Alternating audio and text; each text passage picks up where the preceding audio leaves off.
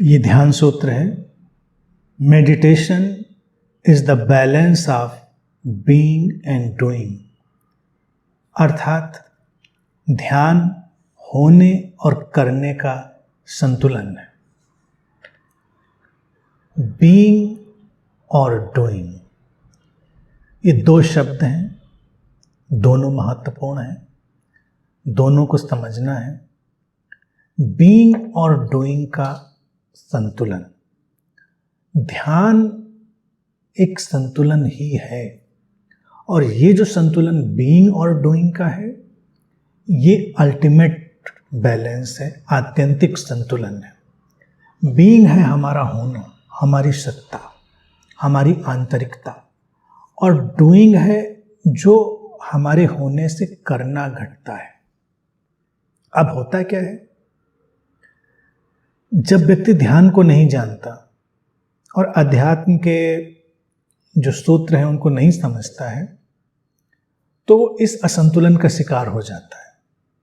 वो अपने होने की तरफ तो लौटता नहीं, अपने बीइंग की तरफ वो करने में संलग्न हो जाता है, और उसको लगता है मैं कर रहा हूं, मुझे करना बहुत जरूरी है।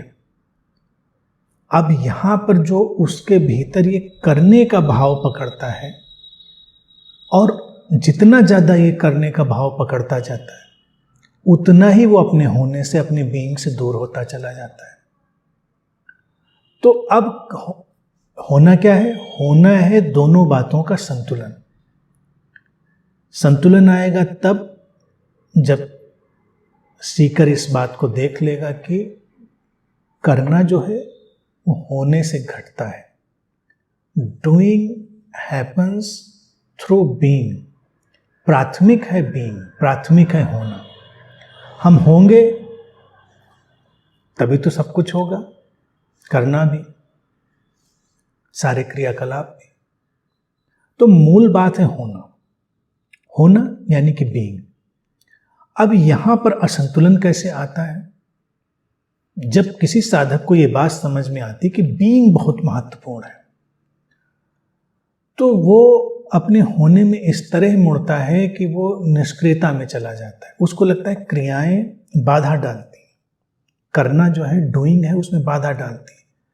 तो पुराने वक्त में अगर हम देखें, जो सन्यास होता था, साधक होते थे, सन्यासी होते थे, वो यही रास्ता चुन लेते थे अक्सर कि वो अपने अंतर्मन में तो डूबे हैं, अपने अंतर जगत में, और बाहर के संसार से कट जाते थे। संसार छोड़ दिया, घर छोड़ दिया, व्यवसाय व्यापार छोड़ दिया। उनको लगता था इस डूइंग का, इस करने का जो सारा वातावरण है वो बाधा डालता है, जबकि बाधा नहीं डालता। बाधा डूइंग नहीं डालती, बाधा डूअर डालता है, बाधा कर्ता डालता है, कर्तापन डालता है। जो डूइंग है यानी करना है, वो एक हैपनिंग है, वो बाधा नहीं डालती। तो जितना हम अपने बीइंग को महसूस करेंगे, जानेंगे, उतना हमारा अकर्तापन, नॉन डूअर सक्रिय होगा, जो देखेगा कि उसके माध्यम से सब कुछ हो रहा है। भीतर और बाहर का कोई विभाजन नहीं, एक संतुलन है। क्रियाएं हैं तो क्रियाओं को होने दिया जाएगा। ताओ दर्शन में इसी बात को दिखाने के लिए यिन यांग का सिंबल रखते हैं। यिन यांग का सिंबल पुरुष ऊर्जा और स्त्री ऊर्जा का, यानी कि एक निष्क्रिय ऊर्जा और एक सक्रिय ऊर्जा का सिंबल है, प्रतीक है। और उस प्रतीक में देखें कि जो काला है उसमें सफ़ेद बिंदु है, और जो सफ़ेद है उसमें एक काला बिंदु है, यानी कि निष्क्रियता में सक्रियता है, सक्रियता में निष्क्रियता है। यिन में यांग शामिल है, यांग में यिन शामिल है। स्त्री ऊर्जा में पुरुष ऊर्जा शामिल है, पुरुष ऊर्जा में स्त्री ऊर्जा शामिल है। जो भीतर है उसमें बाहर का हिस्सा है, जो बाहर है उसमें भीतर का हिस्सा है। तो और वो प्रतीक एक दूसरे में घूमता रहता है। ये संतुलन है। इस संतुलन को लाना ही अति आवश्यक है। न भीतर हमको डूबकर बाहर से भाग जाना है, न बाहर इस तरह भागना है कि भीतर का हमें स्मरण ही न रहे। बीइंग और डूइंग का ये जो भेद है, ये व्यक्ति के जीवन को पीड़ित करता है, लेकिन ध्यान इसलिए संतुलन है कि जैसे जैसे व्यक्ति संतुलन को देखता है, वो देखता है कि उसकी अपने बीइंग यानी अपने होने के, अपनी अंतःसत्ता, अपनी प्रेजेंस, उसके अनुभव के साथ जो डूइंग है यानी जो करना है, जो क्रियाएं हैं, वो और कुशल होने लगती हैं। क्रियाएं कुशल तब कम होती हैं जब व्यक्ति बीच में कर्ता का प्रवेश करा देता है, अपने डूअर का, कि मैं कर रहा हूं, मैं ऐसा करूंगा। तुम वैसा तभी तो कर पाओगे जब तुम वैसे होगे। तुम्हारे होने से ही तो तुम्हारा करना निकलेगा। तुम्हारे होने की स्थिति जितनी प्रगाढ़ होगी, तुम्हारी क्रियाएं उतनी प्रगाढ़ हो जाएंगी। होने की स्थिति जितनी उथली होगी, क्रियाएं भी उतनी उथली होंगी। यानी कि बीइंग की डेप्थ पर डूइंग की डेप्थ निर्भर करती है। बीइंग की होने की गहराई पर करने की गहराई निर्भर करती है। मूल बात पहले है तो व्यक्ति को अपने होने पर ध्यान तो बेशक देना ही है, लेकिन करने का त्याग, करने की उपेक्षा उसको नहीं करनी। करने से भागना नहीं है, केवल जागना है।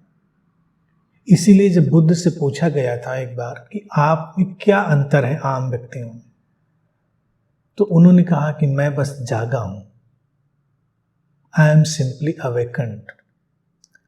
तो करना कुछ नहीं है, बस जाग जाना है, देख लेना है कि ये होना है, ये करना है। बीइंग और डूइंग का संतुलन उसके सामने आ जाएगा और कर्तापन विदा हो जाएगा। व्यक्ति करेगा ऐसे ही जैसे कि वो कर रहा है, ये तो बना ही रहेगा, लेकिन वो अपने स्रोत की तरफ, अपने होने की तरफ इस तरह मुड़ चुका होगा कि सारे करने की गुणवत्ता बदल गई होगी। ध्यान इसी संतुलन का नाम है।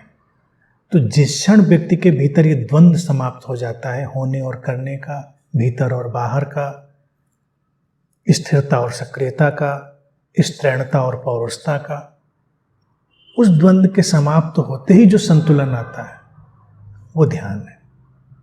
तो ये बात हर खोजी को अपने अंदर बिठा लेनी है कि किसी एक का चुनाव नहीं करना है, हमको परिपूर्णता की तरफ बढ़ना है। और परिपूर्णता की तरफ तभी बढ़ेंगे जो मौलिक द्वैत है उसमें संतुलन आ जाए। और ये होना और करना, बीइंग और डूइंग, ये हमारे स्वरूप के मौलिक द्वैत के रूप में चीज़ें आती हैं। उनको देख लेना उस तरह से, उनके प्रति जाग जाना, उनको संतुलन में ले जाता है। और जैसे ही वो संतुलन में जाते हैं, एक गहरी ध्यान की अवस्था प्रकट होती है।